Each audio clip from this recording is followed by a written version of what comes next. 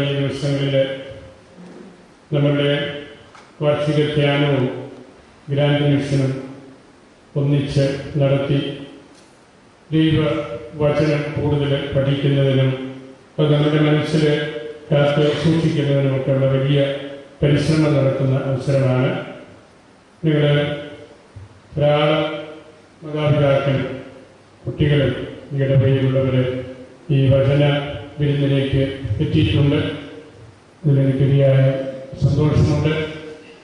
ഈ ദേവാലയത്തിൽ വന്ന് ദൈവവചനം കേട്ട് നമ്മളുടെ ജീവിതത്തെ ദൈവത്തിൻ്റെ മുമ്പിൽ ഒന്നുകൂടെ സമർപ്പിക്കുന്നതിനുള്ള ഒരു അവസരമാണ്.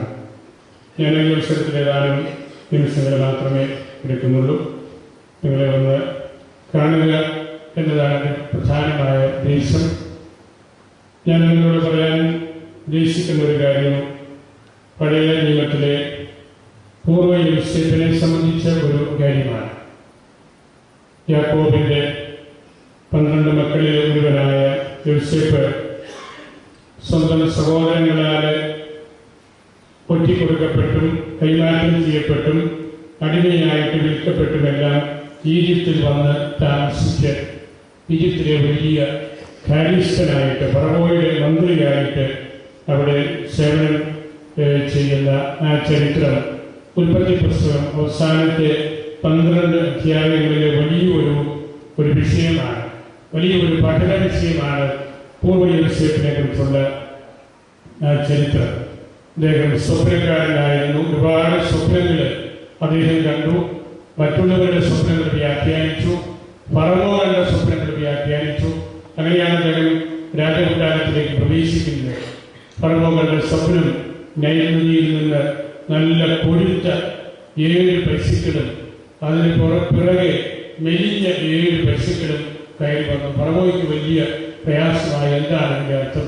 പിന്നീട് ഒരു കതിരിന്മേലെ, ഒരു കതിർ കൊലയിന്മേലെ 7 നല്ല പാകമായ വിളഞ്ഞ ധാന്യങ്ങളും വേറൊരു ധാന്യക്കൊലയിൽ 7 പതിരുകളുടെ ശിഖരങ്ങളും കണ്ടു. അപ്പോഴങ്ങനെ വലിയ പ്രയാസമായപ്പോൾ ആരോ പറഞ്ഞു, ഇങ്ങനെ ഒരു വലിയ പണ്ഡിതൻ, ഒരു സ്വപ്ന വ്യാഖ്യാതാവ് നമ്മുടെ രാജ്യത്ത് എത്തിയിട്ടുണ്ട്, കച്ചവടക്കാരെ കൊണ്ടുവന്നതാണ്. യോസഫിനെ വിളിച്ച് കാര്യങ്ങളൊക്കെ അന്വേഷിച്ചപ്പോൾ യോസഫ് പറഞ്ഞു, ഈ 7 നല്ല പശുക്കള് സമൃദ്ധിയുടെ 7 വർഷങ്ങളാണ്. ഒരുപാട് വിഭവങ്ങൾ ഉണ്ടാകുന്ന കാലഘട്ടമാണ്. കർഷകരുടെ സന്തോഷത്തിന്റെ കാലഘട്ടമാണ്.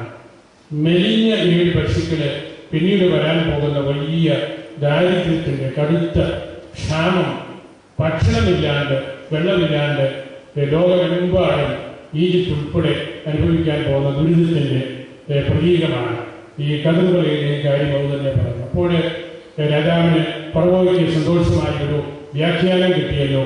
അങ്ങനെ യോസഫിനെ അദ്ദേഹത്തിന്റെ രാജഭവനത്തിൽ താമസിപ്പിക്കുന്ന ആ ചരിത്രവും അതേ തുടർന്ന് അദ്ദേഹം അവിടെ ചെയ്ത ആ കാര്യം, അതേക്കുറിച്ചാണ് എനിക്ക് നിങ്ങളോട് ഒരു സന്ദേശമായിട്ട് പറയാനുള്ളത്.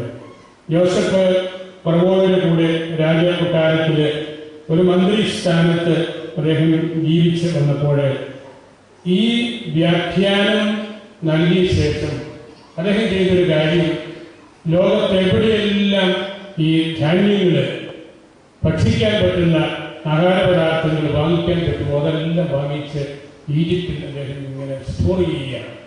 ഈജിപ്ത് മുഴുവനും സ്റ്റോർ ഹൗസ് കൊണ്ട് നമ്മുടെ മാതാപിതാക്കളെ കപ്പയൊക്കെ ഉണങ്ങി പണ്ട് പത്താഴത്തിൽ ഇട്ട് നിറച്ചു വെക്കുമായിരുന്നു. ചാക്കിൽ കെട്ടി കട്ടിന്മേല് തട്ടുമ്പുറത്ത് കയറ്റി വെക്കുമായിരുന്നു. നെല്ല് കൊയ്തു കൂട്ടുമ്പോഴും അങ്ങനെയാണ്. അങ്ങനെ യോസഫ് ഈ സമൃദ്ധിയുടെ കാലത്ത് വാങ്ങിക്കാവുന്ന എല്ലാ സാധനങ്ങളും എല്ലായിടത്തു നിന്നും വാങ്ങിച്ചു. പിന്നീട് അദ്ദേഹം ചെയ്തത്, ഈ ധാന്യങ്ങൾ ഇങ്ങനെ ശേഖരിച്ചു വെച്ച് 7 വർഷം കഴിഞ്ഞ് കഠിനമായ ക്ഷാമം തുടങ്ങി. എല്ലാ രാജ്യങ്ങളിലും ഈജിപ്തിലും ഈ ക്ഷാമം വന്നു.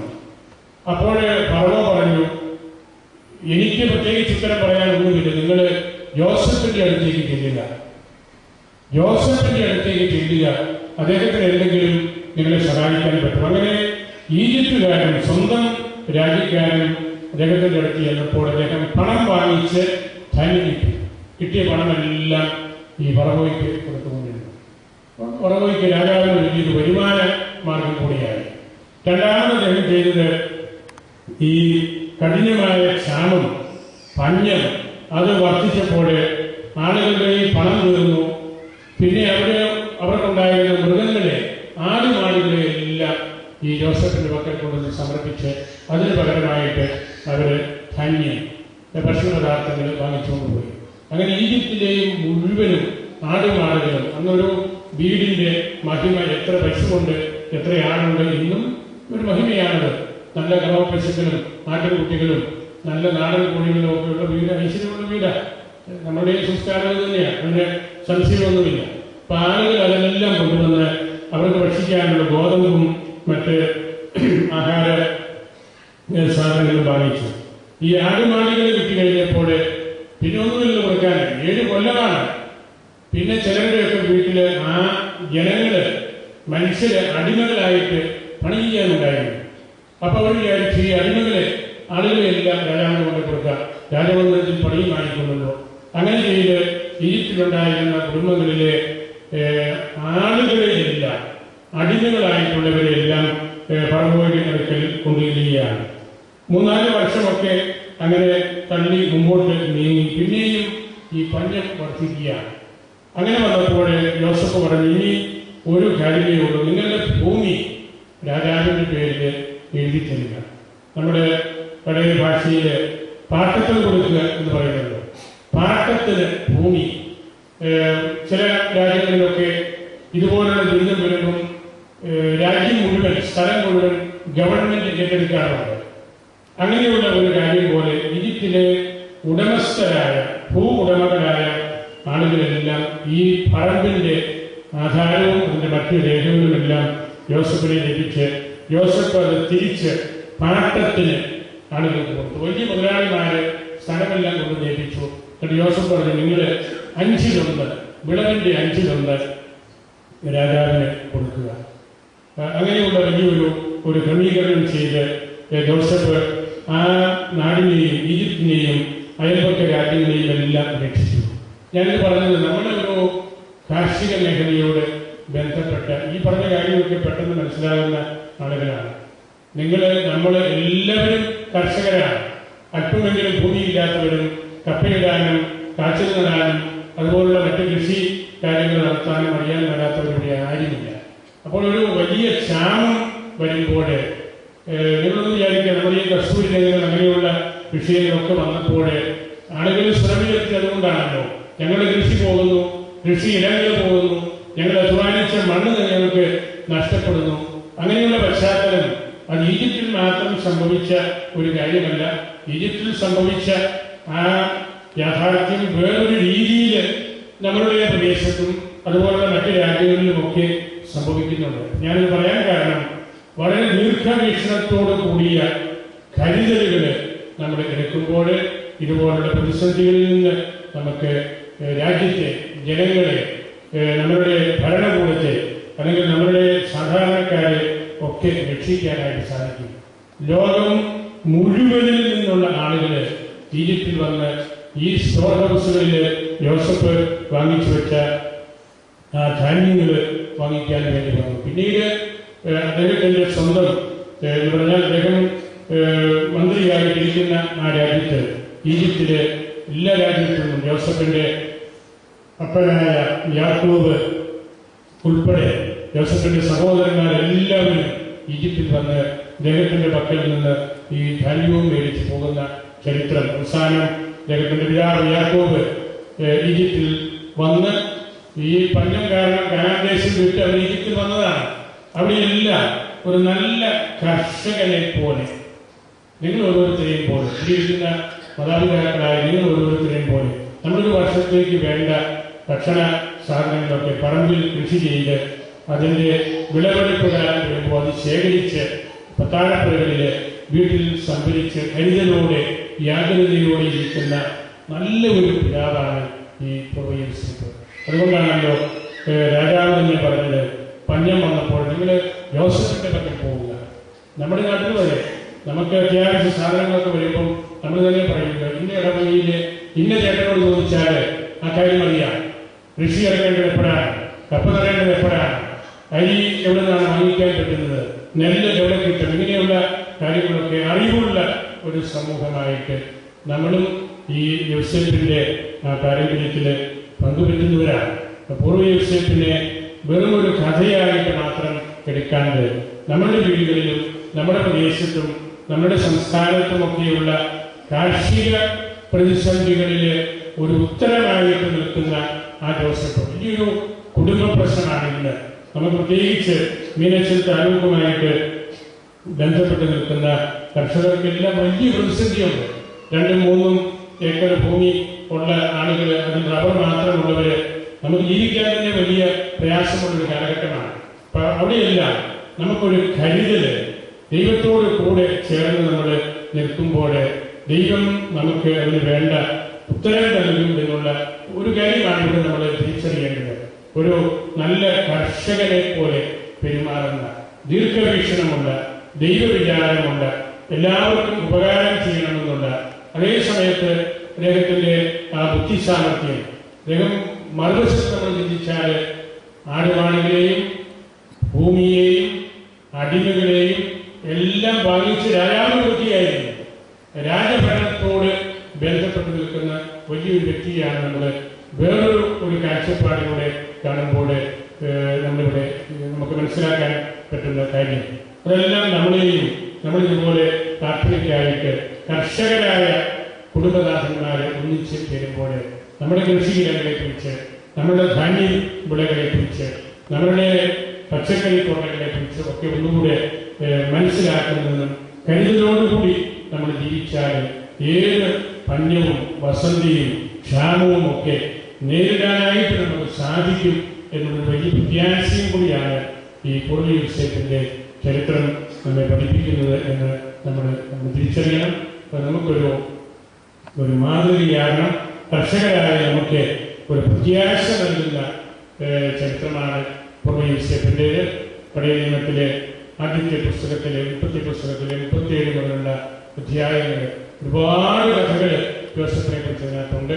അതൊക്കെ നിങ്ങൾ വീടുകളിൽ വായിക്കുകയും കുട്ടികളെ വായിച്ച് കേൾപ്പിക്കുകയും പഠിപ്പിക്കുകയും ഒക്കെ ചെയ്യുമ്പോഴാണ് നമ്മളുടെ ജീവിത സാഹചര്യങ്ങളോട് ഒത്തുചേർന്ന് ദൈവവചനം നമ്മൾ മനസ്സിലാക്കിയെടുക്കുന്ന പ്രായോഗികമായിട്ടുള്ള കാര്യങ്ങൾ നമുക്ക് തിരിച്ചറിയാൻ സാധിക്കുന്നത്.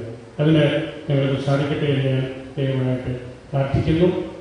നമുക്ക് ഇതുപോലെ ഈ ദേവാലയം നിറഞ്ഞ് കവിഞ്ഞ് വന്ന് പ്രാർത്ഥിക്കുന്നതിന് നിങ്ങൾക്ക് ലഭിച്ച ഉൾപ്രേരണ ദൈവം തന്ന ഒരു ചിന്തയാണ്.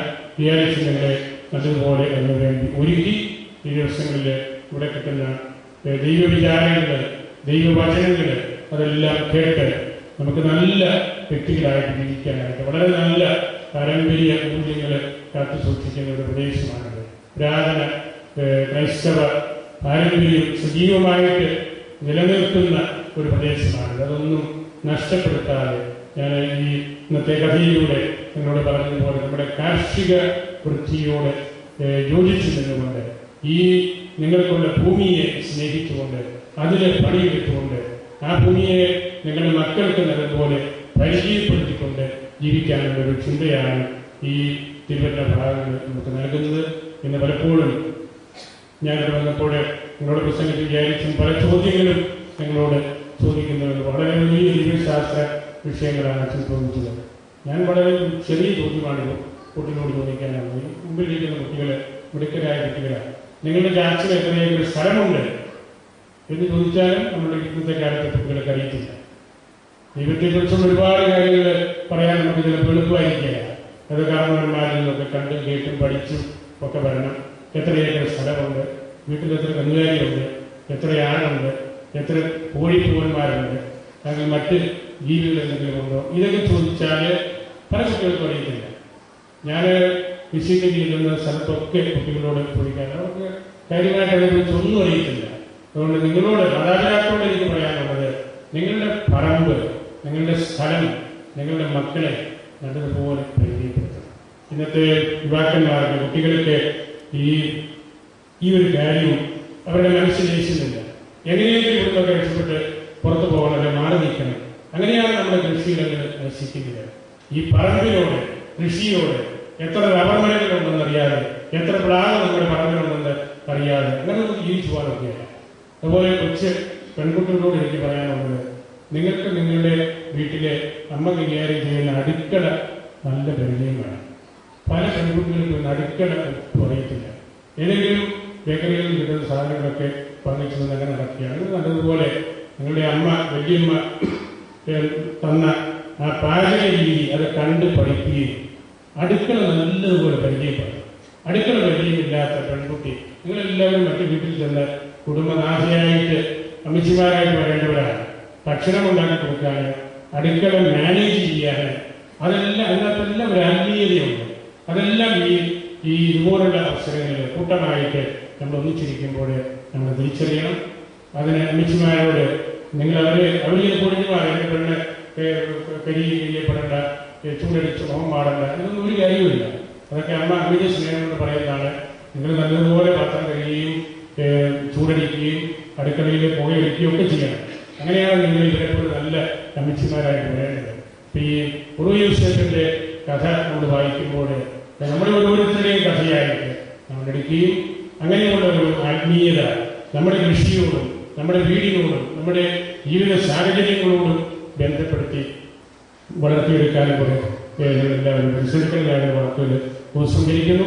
എല്ലാവരെയും അൽഫോൻസാമയ്ക്കും ബന്ധപ്പെട്ട കുഞ്ഞച്ചനും സംഘത്തിൽ പ്രാർത്ഥിക്കുന്നു. കർത്താവ് നമ്മളെല്ലാവരെയും സുഹൃത്തുമായി.